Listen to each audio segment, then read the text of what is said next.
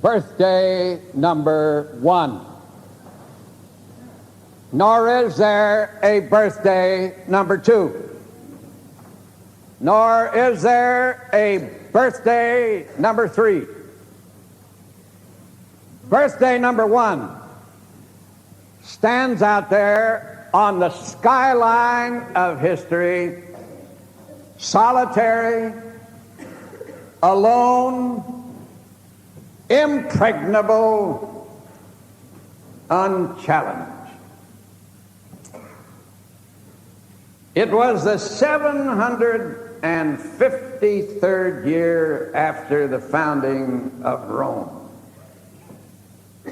Gaius Julius Caesar Octavianus Augustus, Emperor, sat in his majestic palace on the Capitoline Hill.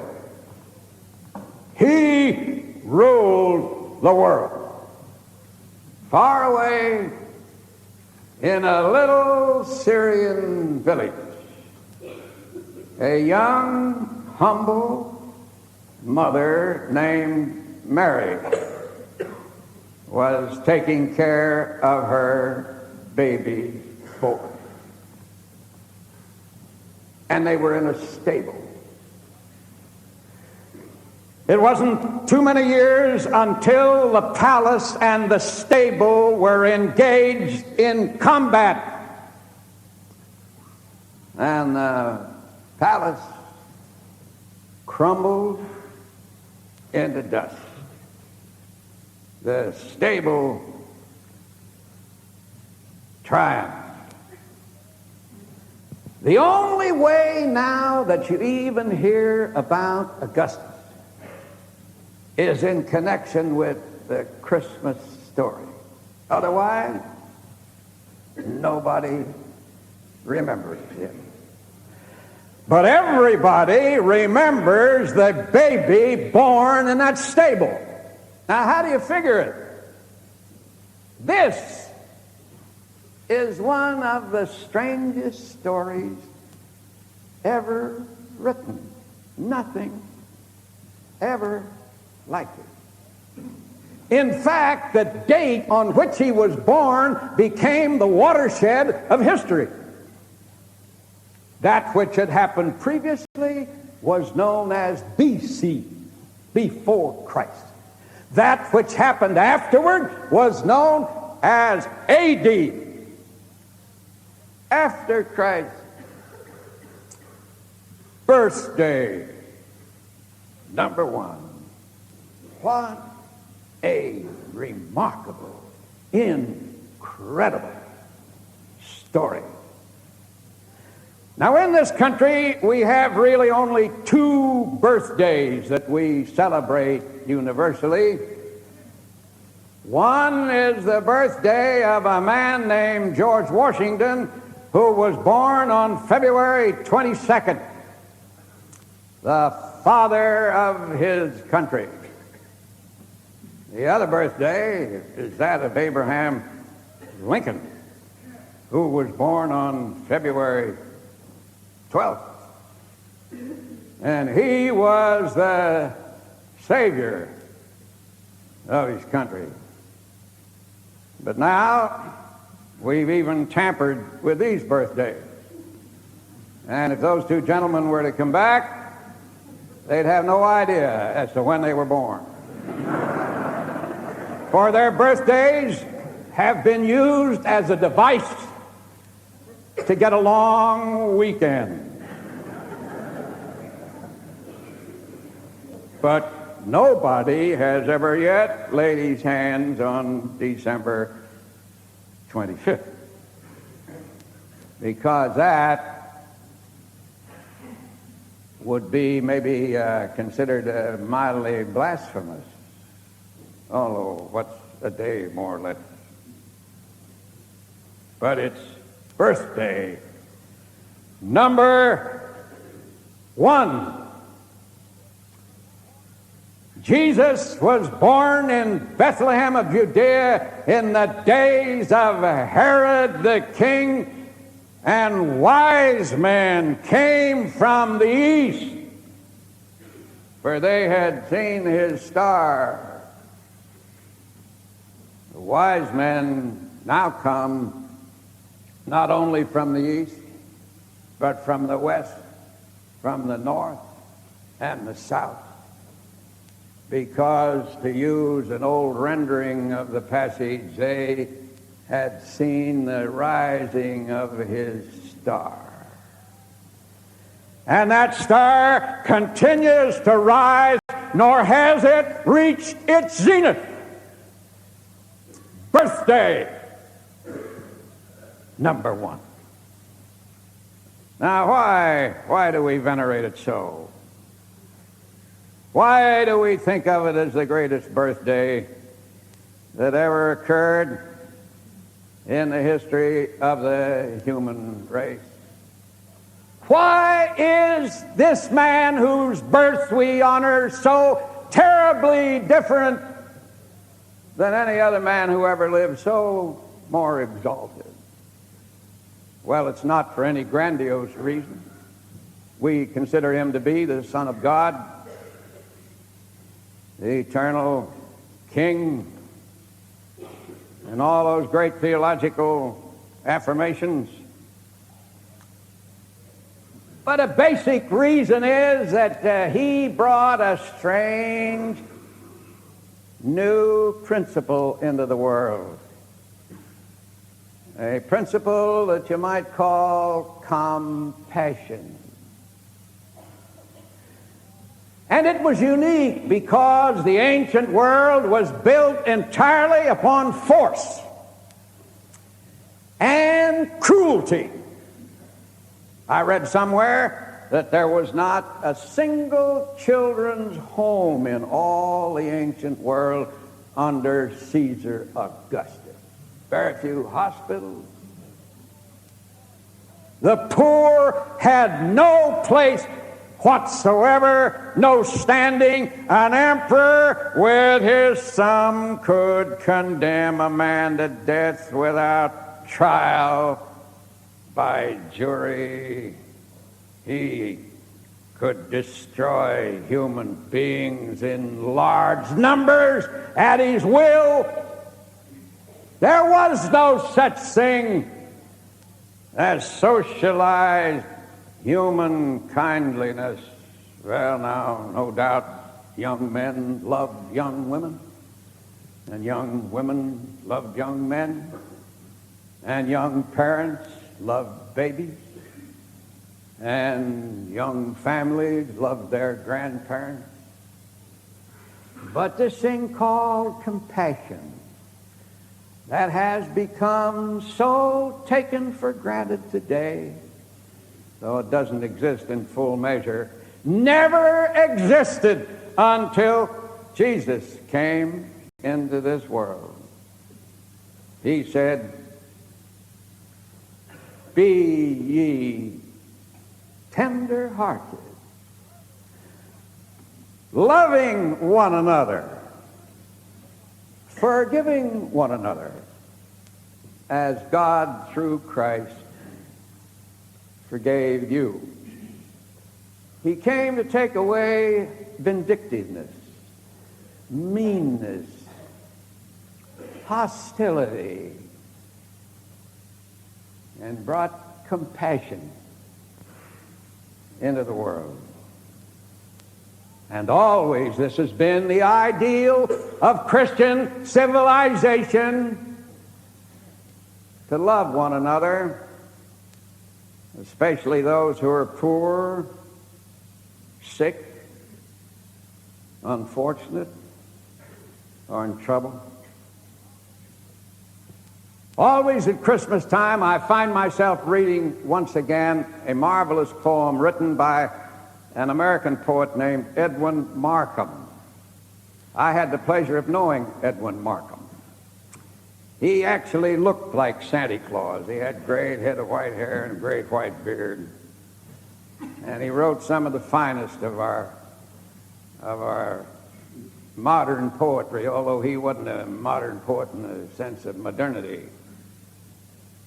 But One poem he wrote was about a shoe cobbler named Conrad, and it's laid on the Danube in the shadow of a mighty cathedral with silver spires pushing into the blue.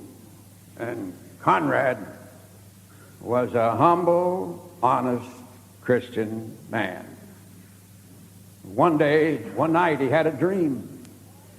And the dream was that Jesus came and said to him, Conrad, I love you, and I'm going to come to your shop tomorrow, and I'm going to have a meal with you, and we're going to sit in fellowship. Conrad was exalted. Early the next morning, he went into the woods. He got boughs of green and fir and came and decorated his shop. He scrubbed the table until it was clean as it had never been before. Then he laid a white cloth on it, and on the white cloth he put honey and milk and wheaten bread, preparing for the great guest when he would come. But as the day progressed, there came an old man, tired, weary, and worn. And he came to Conrad's shop, and Conrad saw that his shoes were broken and that his feet were showing through onto the cold pavement. And out of his great heart of love, he gave the man a sturdy pair of shoes and sent him on his way happy. Then as the day passed, there came an old woman bowing under a heavy weight of faggots, fire material. And she was so weak that he brought her in and rested her. And he looked at the food that he'd prepared for the Christ. But his heart was so loving that he took some of the milk, some of the honey, and some of the bread, and fed her with it. Now the shadows of evening were beginning to come. Twilight had just started when a little child came, weeping and crying on the city streets because the child had lost her mother and she didn't know where to go. And she saw Conrad, and something in his kindly face attracted her. She snuggled up on his lap, and he dried her tears. And then he took her far across the city to her home and hurried back, fearful that he would miss the great guest. But the shadows deepened, and still he didn't come. Conrad lived all the moments o'er and o'er when the Lord would come to his lowly door, the knock, the call, the latch pulled up, the lighted face, the offered cup. He would kiss the hands where the nails had been. He would wash the feet where the spikes went in. And then at last he would sup with him as the day grew dim. But still he didn't come. And Conrad cried out rather in anguish, "Why is it, Lord, that your feet delay? Have you forgotten that this was the day?" Then, soft in the silence, a voice he heard, "Lift up your heart, for I kept my word. 3 times I came to your humble door. 3 times my shadow was on your floor. I was the man with bruised feet. I was the woman you gave to eat. I was the child on the homeless street. Inasmuch as ye have done it unto one of the least of these, my brethren, ye have done it unto me." That's the genius of the Christian religion. It isn't pomp and ceremony and great ritual and enormous cathedrals.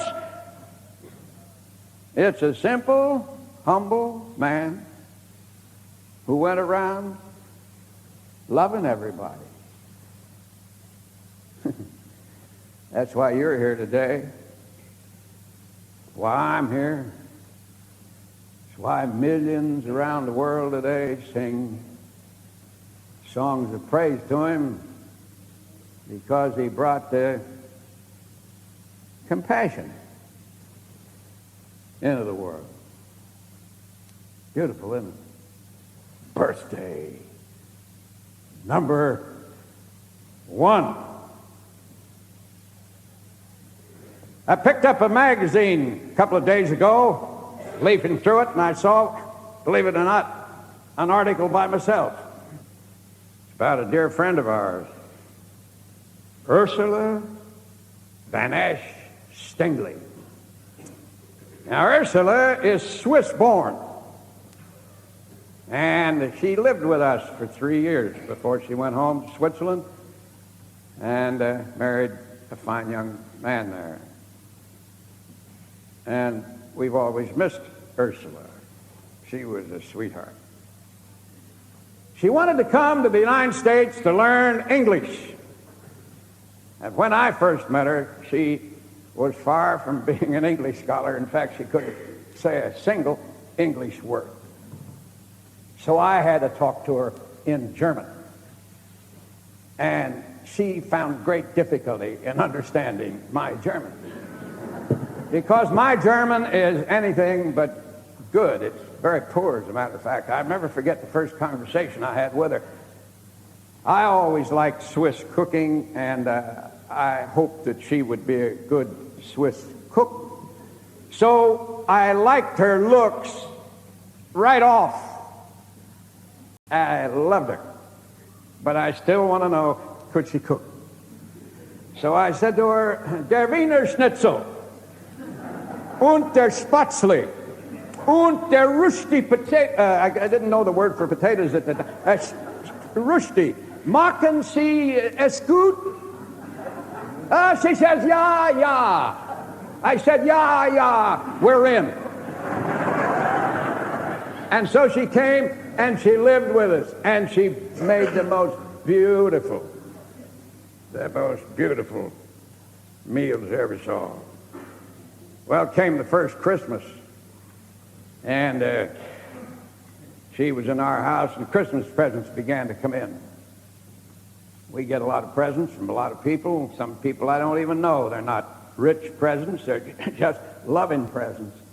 And it was Ursula's job to unwrap these presents and then to keep a list of who sent them and do all the details and so forth. And she was impressed by so many gifts.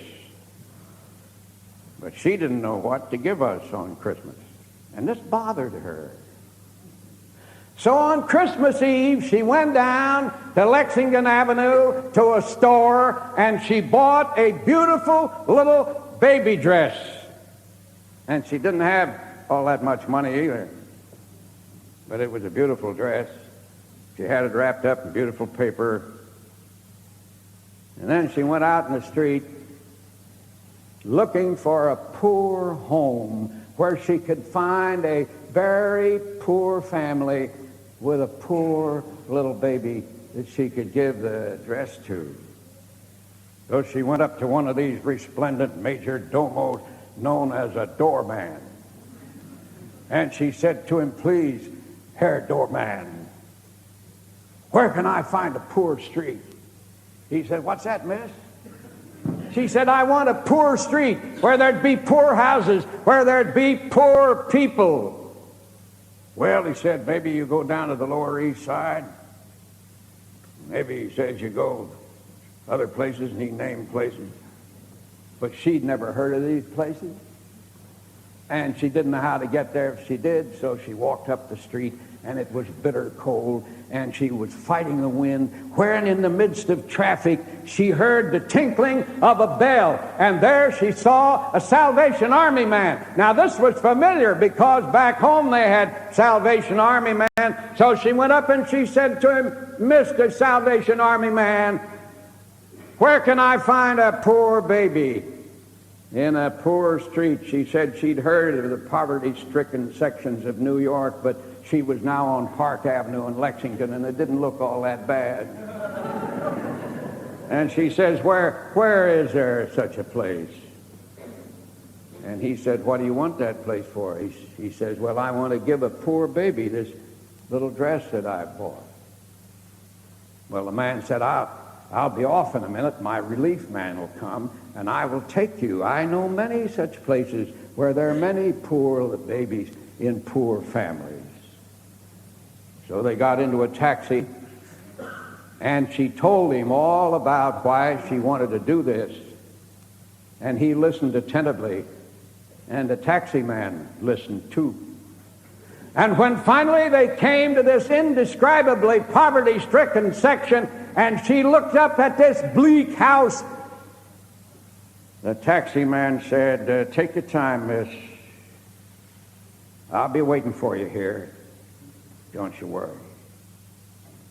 And so she went with a Salvation Army man, and she gave this poor mother this beautiful dress.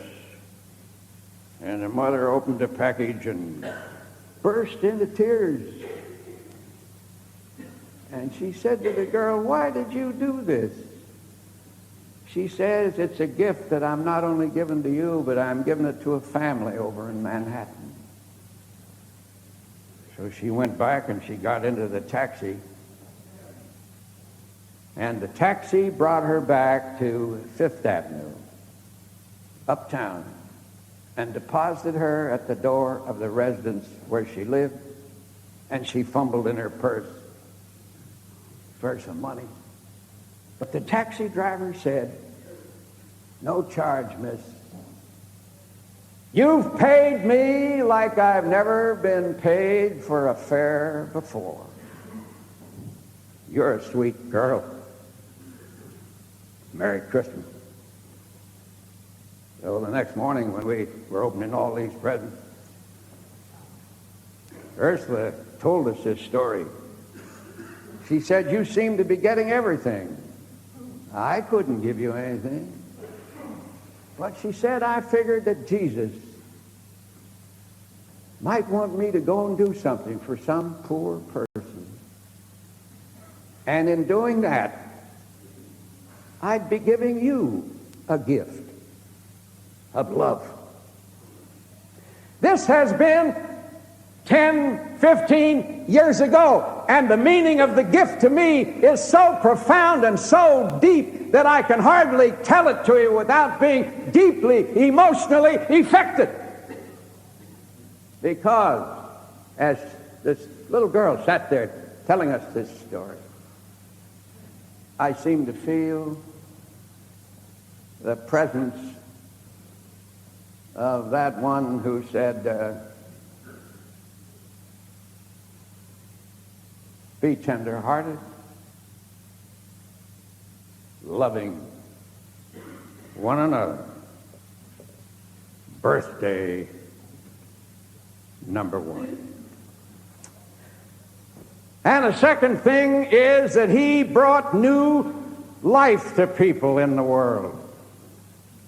And we all need new life. We've been hearing a great deal lately since the president came into office about being born again. And I respect that principle of being born again. Because the whole basis of the Christian religion is to experience the rebirth so you become new once again. I remember one Sunday morning I felt compelled to say, if there's anybody here who's in great trouble, meet me in a room behind. I very seldom do that, but I did it that day, and I went back there, and there were 30 people, more or less. And one man told me he was in great trouble. I put my hand on him. I could feel him shuddering all the way down. And he told us his problem. And I introduced him to Christ. And he became a new man. And a few months later in the Holy Land, he was with me when we were in the shepherd's field. You can see Bethlehem in the distance. That was where the heavens opened. And he said to me, pointing towards Bethlehem, what in the world would ever have happened to me had he not been born over there?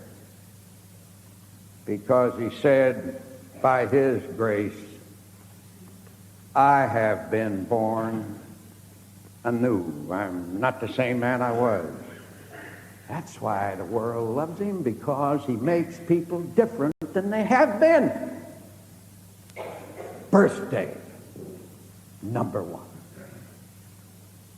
Our Heavenly Father, we thank you for this wonderful gospel, which is so hard to preach because it's so vast, it's so marvelous, it's so great that how can any one human being with poor, faltering human speech express it? But perhaps all we need to say is, be ye kind one to another, loving one another, and you don't need to remain as you are, because through the magic touch of Jesus, we become new men and new women. And that's why we sing birthday number one on Christmas morning.